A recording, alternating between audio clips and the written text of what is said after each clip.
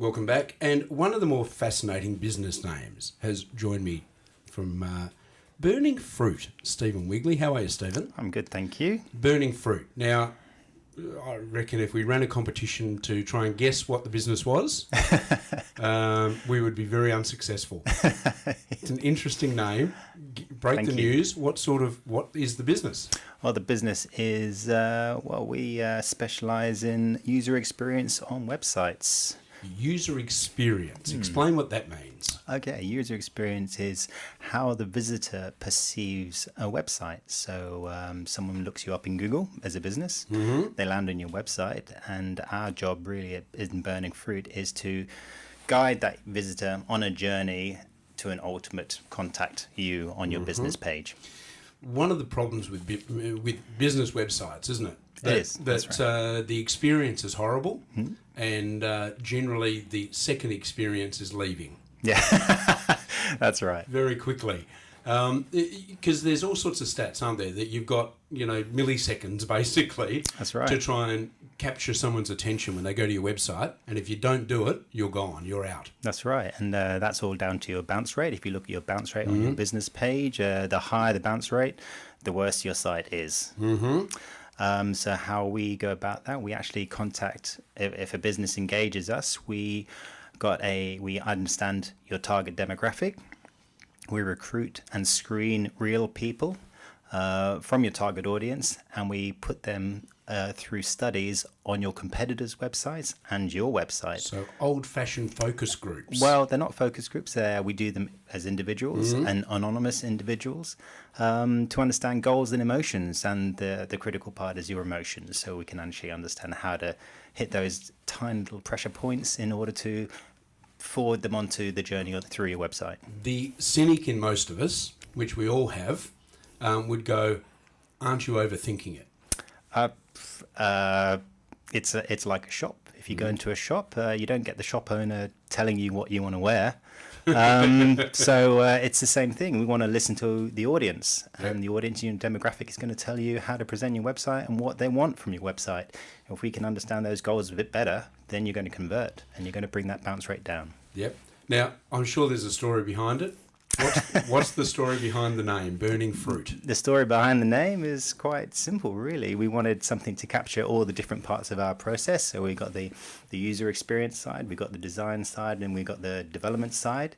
We had a number of ideas, but we actually put Burning Fruit, as well as a number of other names, out to our audience. So we did our own user experience on our name and our logo, and we got a heap of feedback. So that's where it came from, and that name was actually my brother actually came up with that name. What was the thinking behind the name? To emulate all the different flavors of what we do as a business.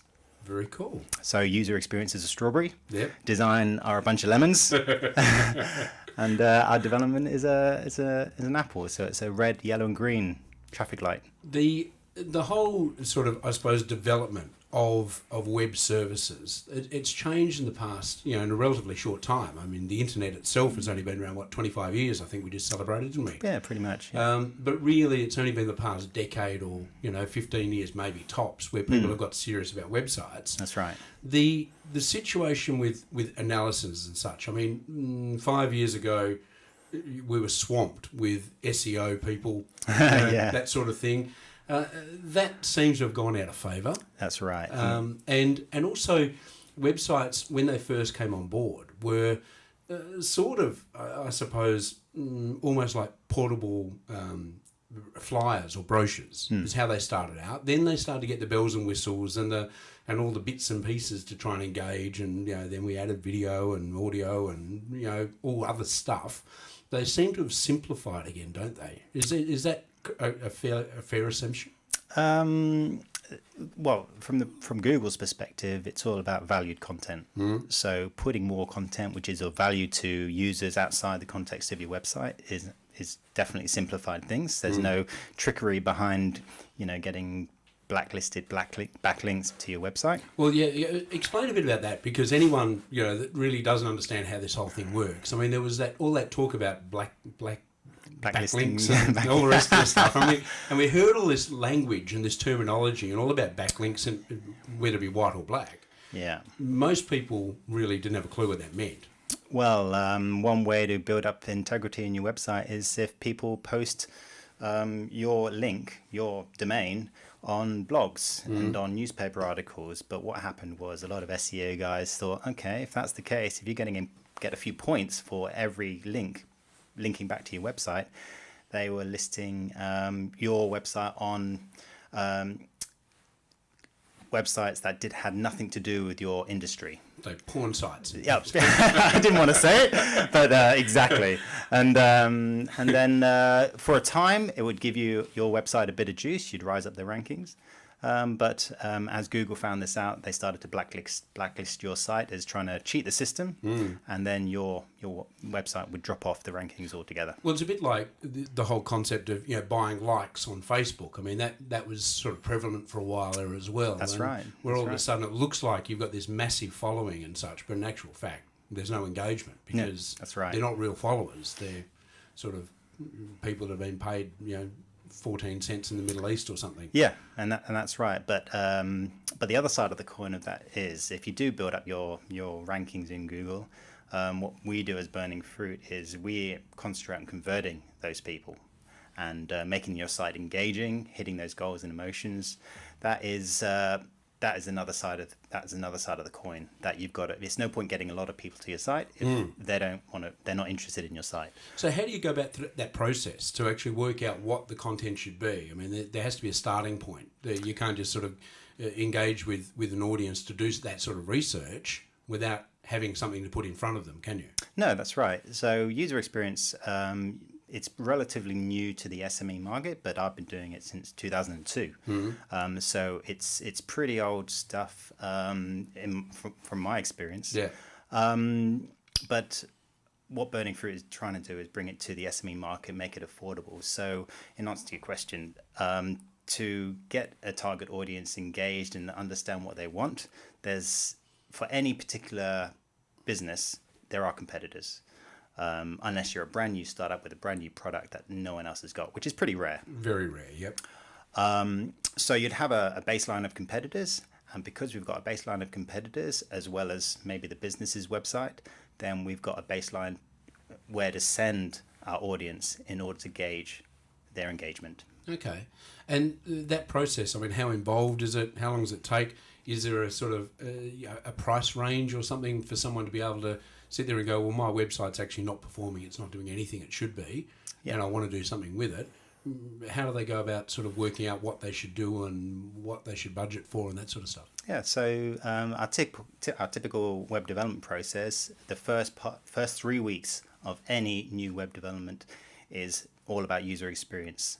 The first week is all about developing personas and understanding a study strategy in order to agree tasks and goals that you want to achieve as a business through the studies.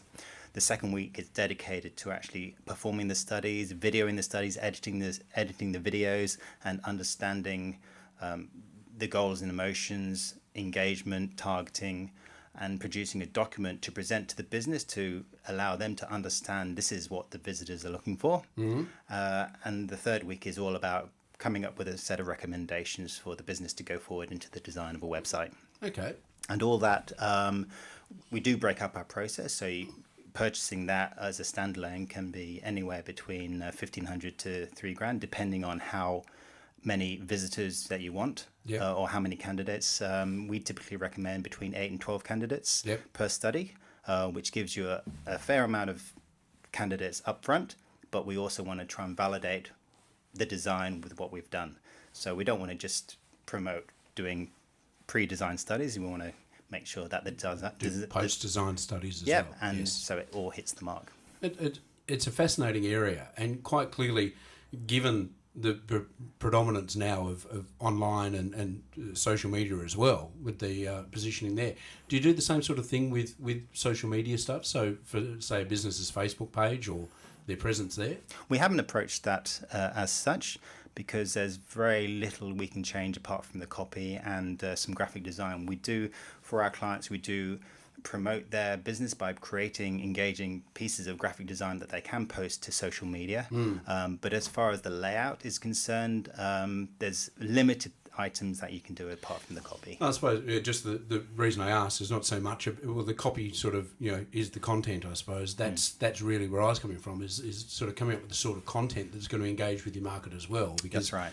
That's clearly a place that a lot of businesses are struggling with as well, to come up with content that's actually relevant to their audience. That's right, and making sure that content is engaging is really, really important. Making sure it's chunked, not giving too much content. If you think that only 30% of any web page is actually read through text, that 30% has got to count. Yeah. So it's really important to keep it short, keep it trimmed, and make sure it's chunked, meaning it is logical in the areas on the screen. It's fascinating stuff. If someone wants to have a talk to you about their website and what they do with their services, how do they contact you? Contact us through contact@burningfruit.com or contact me directly at steve@burningfruit.com. That's excellent. Thanks for your time today, and fascinating area. No worries. Thank you very much. Stephen Wigley from Burning Fruit. So if your website is underperforming or you think it can do better, then certainly give them a yell, and we'll be back with more very shortly.